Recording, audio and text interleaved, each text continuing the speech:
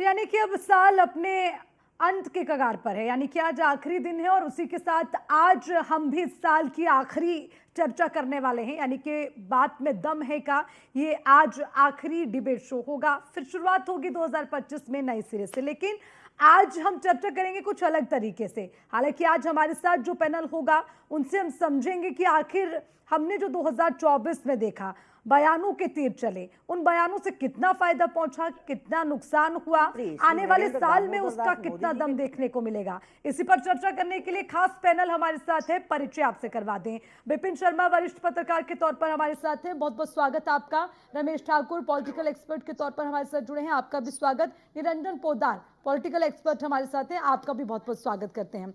तो देखिए, आज की चर्चा बड़ी दिलचस्प है। आज सभी पैनलिस्ट के साथ इस चर्चा को मैं शुरू करना चाहूंगी और शुरुआत एक ऐसे बयान से करेंगे जो सिर्फ उत्तर प्रदेश एक राज्य ही नहीं, एक देश ही नहीं, दुनिया भर में उसकी चर्चा हुई। बटेंगे तो कटेंगे, एक रहेंगे तो नेक रहेंगे। मुख्यमंत्री योगी आदित्यनाथ ने ये नारा दिया और इस नारे का शोर तो खूब गूंजा, लेकिन इस बयान में दम भी दिखा। जो दम हरियाणा में भी दिखा, महाराष्ट्र में भी दिखा और उसके बाद उत्तर प्रदेश में हुए उपचुनावों में भी दिखा। इसी पर सबसे पहले चर्चा की शुरुआत करेंगे, लेकिन एक बार फिर से मुख्यमंत्री योगी आदित्यनाथ का ये बयान आपको सुना देते हैं। बयान नंबर 1। कटे थे, मैं इसीलिए बार बार कहता हूं, ये देश का इतिहास बताता है, बटे थे, बटिए मत, बटे थे तो कटे थे। मैं इसीलिए बार बार कहता हूं, ये देश का इतिहास बताता है, बटे थे, बटिए मत। तो सबसे पहले निरंजन पोद्दार जी, आपके पास आना चाहूंगी। ये एक ऐसा बयान जिसकी चर्चा देश के बाहर हुई और इसका मुझे लगता है कि जो हमने देखा है पिछले दौर में वो उसका असर भी देखने को मिला।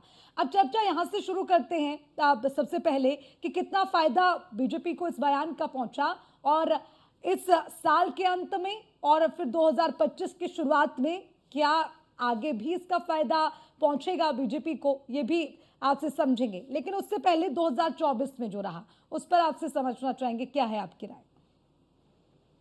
देखिए अर्चना जी, मेरा ये मानना है कि राजनीति के अंदर बयान, नारे और जयकारे केवल आज ही प्रासंगिक नहीं है। ये अगर आप अतीत में जाएंगे, यानी कि कालांतर में अगर आप जाएंगे, तो जब आप ये समझ लीजिए जिस तरीके से युद्ध होते थे या रण क्षेत्र के अंदर जो नारे दिए जाते थे, या आज भी सीमाओं के ऊपर जब दो देशों के बीच में सशस्त्र युद्ध होते हैं, तो उस समय नारे और जयकारे पूरे के पूरे प्रासंगिक है। सेना और उसके जो सैनिक हैं, जो लड़ने वाले जो योद्धा हैं, उनके अंदर एक जोश भरने के लिए या उनको एक जिसको कहते हैं ऊर्जा देने के लिए नारे और जयकारे बहुत महत्वपूर्ण भूमिका निभाते हैं। कहीं ना कहीं राजनीति की बात करें तो राजनीति के अंदर भी कुछ नारे ऐसे होते हैं जो इतने प्रासंगिक हो जाते हैं कि जो आप ये समझ लीजिए राजनीति की दशा और दिशा दोनों बदलने में वो कहीं ना कहीं सक्षम होते हैं। और जिस तरीके से बटेंगे तो कटेंगे, या यूं कहें कि एक रहेंगे तो सेफ रहेंगे, एक रहेंगे तो नेक रहेंगे,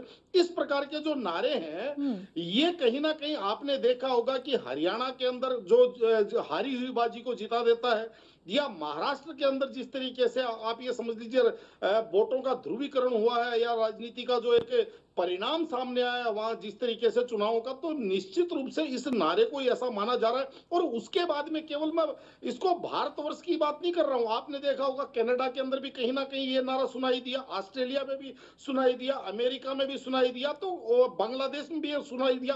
तो कहने का तात्पर्य ये है कि निश्चित रूप से अगर बटेंगे तो कटेंगे वाले नारे की बात करें तो 2024 का मेरे हिसाब से सबसे ज्यादा बहुचर्चित नारों में से एक नारा इसको माना जाएगा।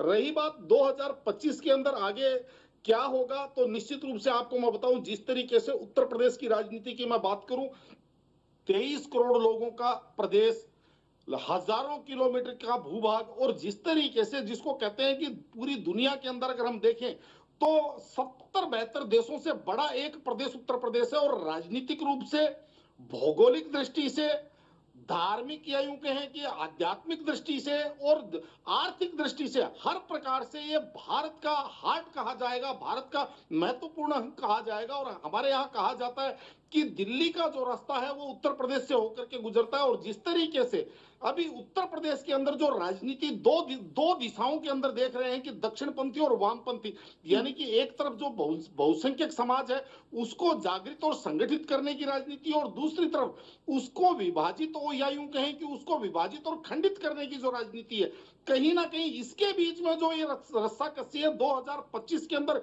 ये मुझे लगता है इसके अंदर और ज्यादा चलेगा। तीखापन आपको दिखाई पोद्दार जी, देगा। आप ये मानते हैं कि नारे का अंत इस साल के साथ नहीं होने वाला, ये आने वाले वर्ष में भी चलेगा, यानी कि इस नारे में दम है, ये आप कह रहे हैं?